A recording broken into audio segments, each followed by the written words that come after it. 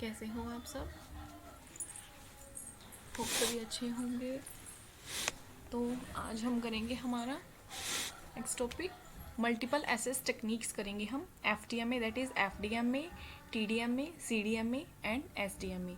तो देखिए ये टेक्निक्स क्या है हमारी, किसी की को किस तरह से हम चैनल को असेस कर सकते हैं, कितने वे से हम चैनल को असेस कर सकते हैं।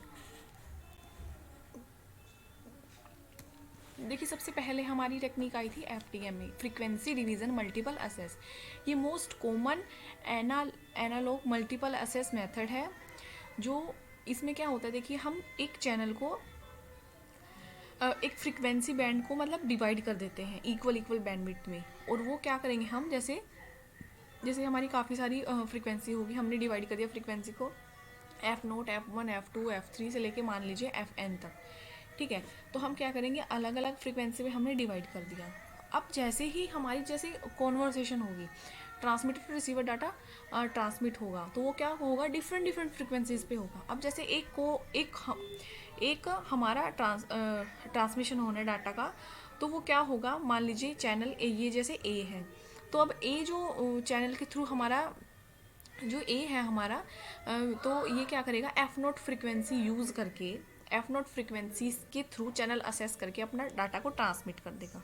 अगर बी है, बी उसी टाइम अपना क्या कर रहा है, डाटा वो भी ट्रांसफ़र करने की को चाहता है, तो वो क्या करेगा, F1 चैनल ले लेगा। वो जो सिस्टम है उसको F1 फ्रिक्वेंसी अलॉट कर देगा कि हाँ भाई F1 फ्रिक्वेंसी अलॉट हो चुकी है, इसको इस फ्रिक्वेंसी पे आप अपना डाटा शेयर कर सकते हो, ट्रांसमिट और रिसीव कर सकते हो। तो क्या होगा, अलग अलग डाटा अलग अलग फ्रिक्वेंसीज पे जाएगा, तो इंटरफेरेंस नहीं होगी, मिसमैच नहीं होगा। ठीक है ना। तो ये क्या है, अलग अलग टेक्निक्स है किस तरह से हम एक ही टाइम में काफ़ी सारे यूज़र सिंगल चैनल को असेस कर सके हैं।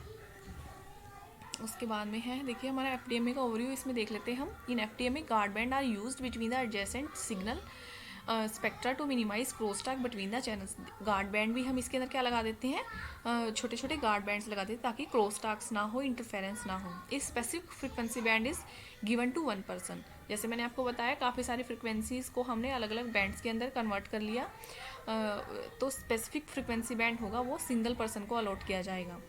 It will receive by identifying each of the frequency on the receiving end. अब रिसीविंग एंड पे भी वो क्या करेगा, उसी फ्रिक्वेंसी के ऊपर हमारा अपना डाटा को रिसीव करेगा, रिकवर करेगा। It is often used in the first generation of a analog phone.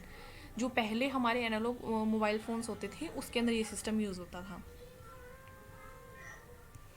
Advantages क्या क्या है देखिए, reduce the bit rate information, reduce cost, reduce inter symbol interference, equalization is not necessary इसके अंदर।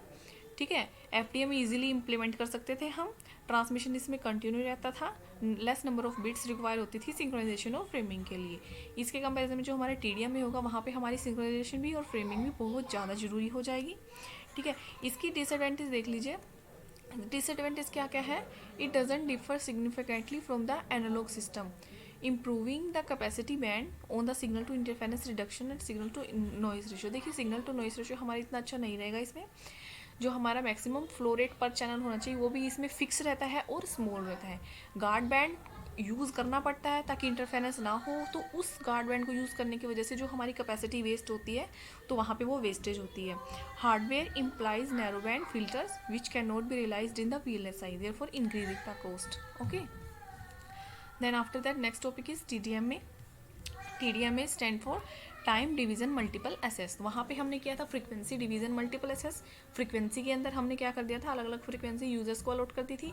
यहाँ पे हम क्या करेंगे, टाइम को अलॉट कर देंगे। ठीक है ना, सिंगल चैनल हमारा जो होगा, चैनल वो हमारा सिंगल होगा। अब अलग अलग यूज़र उस चैनल को कैसे असेस करे, तो हम क्या कर देंगे, टाइम दे देंगे कि भाई T0 टाइम में तू असेस कर ले, T1 टाइम में तू असेस कर ले इस चैनल को, T3 में तुम असेस कर लो। तो हम इसी तरह से हमें अपने सिस्टम को इस सिस्टम में वर्किंग में होगा।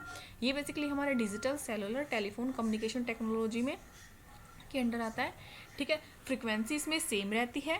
ठीक है, फ्रिक्वेंसी हम इसमें चेंज नहीं करेंगे, फ्रिक्वेंसी सभी की सभी सेम फ्रिक्वेंसी यूज़ करेंगे, बट टाइम सबको अलग अलग अलॉट किया जाएगा। TDMA का ओवरव्यू देख लेते हैं।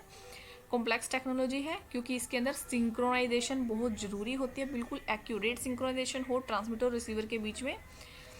डिजिटल मोबाइल रेडियो सिस्टम के अंदर यूज़ होता है ये। ठीक है, most of the cases entire system bandwidth for a interval of time is not assigned to a station, however the frequency of the system is divided into sub band and the TDM is used for multiple access in each subband. These subbands are called carrier frequencies. The mobile system that use this technique is referred as a multi carrier system. तो देखिए जो जितने भी हम सबबैंड्स के अंदर हमारे जो कन्वर्ट कर देंगे हम, ठीक है, और फ्रीक्वेंसीज को डिवाइड कर देंगे सब बैंड के अंदर, जो सब बैंड होगा उसको हम एक तरह से कैरियर फ्रीक्वेंसी लेंगे, और जो मोबाइल सिस्टम इसको यूज़ करेगा उसको हम मल्टी कैरियर सिस्टम बोलेंगे। अब देखिए जैसे हमारा ये हमारी सिंगल फ्रीक्वेंसी है, ठीक है, ये हमारा टाइम है। अब हमने क्या कर दिया, अलग अलग टाइम अलॉट कर दिया, ए को अलग टाइम अलॉट हो गया, बी को अलग, कि इतने टाइम में हमारा बी ही डाटा ट्रांसफ़र करेगा, इतने टाइम में सी करेगा। तो इसी तरह से इनको क्या कर दिया, ए और बी और सी को टाइम अलॉट कर दिया, ठीक है ना। अब जैसे यहाँ पे रहा देखो, each user is assign definite time slot to send and receive data. For example, user B send after user A and user C send thereafter. In this way, the peak power become a problem and larger for the larger by burst communication. तो ये क्या हो रहा है, यहाँ पे sequence wise अपना data transfer कर रहे हैं। पहले ए करेगा, उसके बाद में बी करेगा टी नोट टाइम के लिए, उसके बाद में सी करेगा। एडवांटेज क्या रहेगी TDMA की, देखिए, प्रिमिट फ्लेक्सिबल रेट, ठीक है, and can withstand gusty or variable bit traffic rate. Number of slots allocated to a user can be changed frame by frame. तो हम यहाँ पे क्या करें, जो नंबर ऑफ स्लॉट्स यूज़र को दे रहे हैं वो हम उसको चेंज भी कर सकते हैं, बट हमारा FDMA में क्या था, वो फिक्स रहता था। नो गार्ड बैंड रिक्वायर, इसके अंदर कोई गार्ड बैंड की रिक्वायर्ड नहीं होती, ना ही नैरो बैंड फिल्टर की रिक्वायरमेंट होती है। डिसएडवांटेज क्या रहेगा इसके अंदर, high data rate of the broadband system require complex equalization, ठीक है। ब्रस्ट मोड की वजह से a larger number of the additional bit are required to synchronization and supervision. देखिए ब्रस्ट मोड मतलब क्या होगा, जब बहुत ज़्यादा ट्रैफिक आएगा तो देखिए उस टाइम पे हमारा क्या होगा, काफ़ी सारी एडिशनल बिट हमारी किस चीज़ में लगेंगी, सिंक्रोनाइजेशन और सुपरविजन को प्रोवाइड करवाने के लिए। Call time is needed in each slot to accommodate time to inaccuracies. तो कॉल टाइम भी हमारा क्या होना चाहिए, ईच स्लॉट के अंदर अकोमोडेट होना चाहिए। And electronic operating at high bit rate increase energy consumption, ठीक है। And complex signal processing required to synchronize within the short slot. तो वही है, कॉम्प्लेक्स स्ट्रक्चर भी हमारा कॉम्प्लेक्स रहेगा, थोड़ा सा कॉस्टली भी रहेगा, एनर्जी कंजप्शन भी इंक्रीज होगी इसके अंदर, ठीक है। और बाकी एडवांटेज हमारा ये रहेगा कि कोई गार्ड बैंड की जरूरत नहीं है, नैरो बैंड की जरूरत नहीं है, ठीक है। उसके बाद में बात करते हैं हम CDMA की। CDMA में हमारा क्या होगा, कोड डिवीज़न मल्टीपल एसेस। ये वहाँ पे हम फ्रीक्वेंसी यूज़ कर रहे थे, फिर हमने टाइम यूज़ किया, अब हम क्या करेंगे, कोड यूज़ करेंगे, कि अलग अलग यूज़र्स को अलग अलग कोड्स प्रोवाइड कर दिया जाएगा, जिनको हम स्प्रेडिंग कोड भी बोलते हैं। उसी कोड के थ्रू वो अपना क्या करेंगे, अपना डाटा को सेंड करेंगे। तो ट्रांसमीटर और रिसीवर के पास सिंगल स्प्रेडिंग कोड रहेंगे, उस स्प्रेडिंग कोड के थ्रू वो, यहाँ पे क्या होता है, थोड़ा सा प्राइवेसी बनी रहती है इसके अंदर, CDMA के अंदर, कि कोई और उस सिस्टम को डाटा को हैक नहीं कर सकता और उसको मतलब चोरी नहीं होगी उस डाटा की।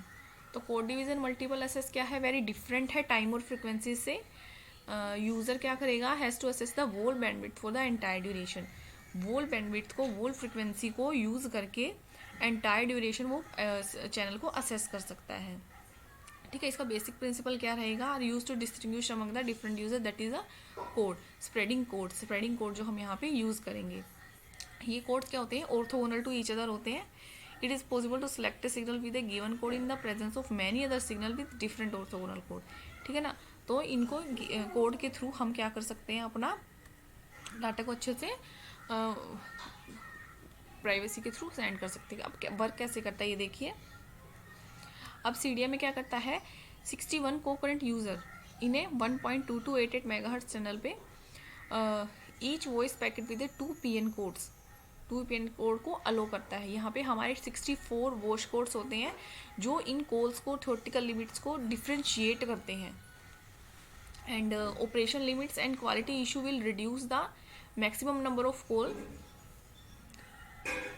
and after that in fact many different signals baseband with different spreading code can be modulated on a same carrier to allow many different user to the supported। अब देखिए different spreading codes यूज़ होंगे, different user क्या करेंगे, different spreading codes use करेंगे, but career हमारा single होगा, single same career पे वो मॉड्यूलेट करेंगे, सेम कैरियर पे हमारा मॉड्यूलेशन होगा।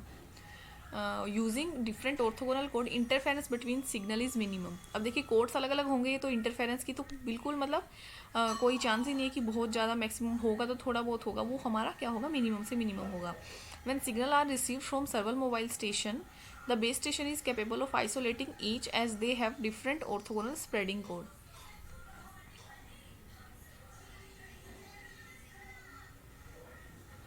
जैसे देखिए ये सेंडर है, ये हमारा रिसीवर है।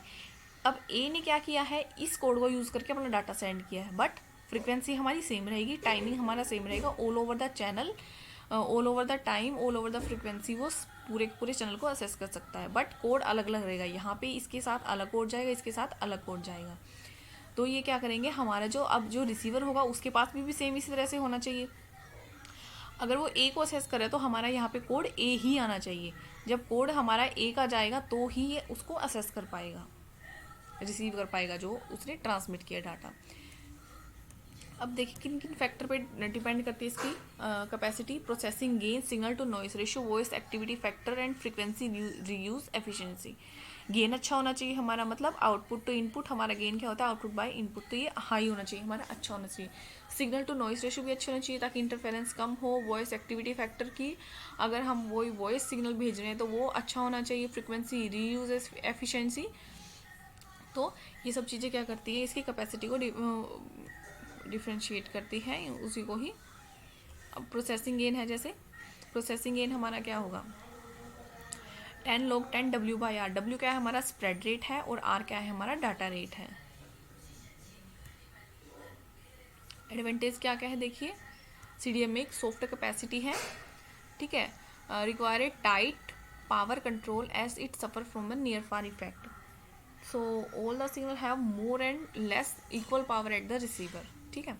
And drag receiver can be use to improve the signal reception, and flexible transfer may be used and transmission burst reduce interference। Disadvantage क्या क्या रहेगी हमारी, टाइम सिंक्रोनाइजेशन रिक्वायरमेंट होती है इसमें, कोड की length must be carefully selected, जो code होगा हमारा मस्ट बी केयरफुली सिलेक्ट किया जाएगा हमारा।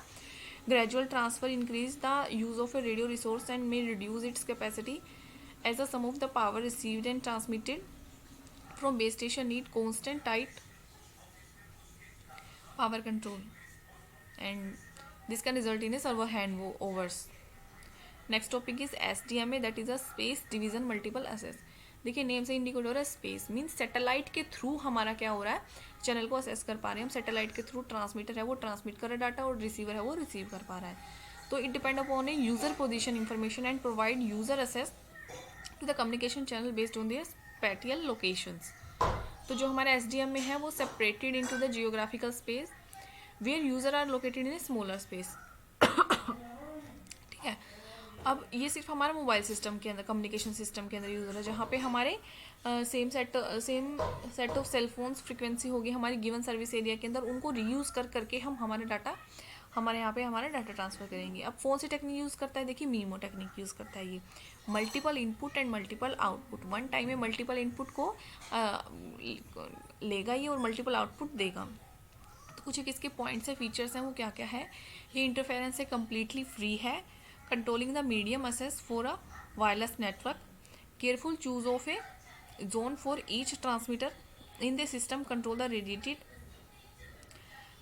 energy for each user in space, all user can communicate at a same time using the same channel, communicate same time पे same channel के through communication कर सकते हैं। आइसोलेशन की जरूरत नहीं होती है इनमें, ठीक है। And single satellite communicate with more other satellite receiver at a same frequencies. Application क्या क्या रहेगी हमारी, सैटेलाइट कम्युनिकेशन में यूज़ होगा हमारा ये, ऑप्टिकल कम्युनिकेशन में, वायरलेस कम्युनिकेशन में, मोबाइल कम्युनिकेशन में, and with WDM system and TDM system में यूज़ होगा हमारा, एंड स्पोर्ट पी एंटीना के अंदर हमारा ये सिस्टम यूज़ होगा। Okay, thank you.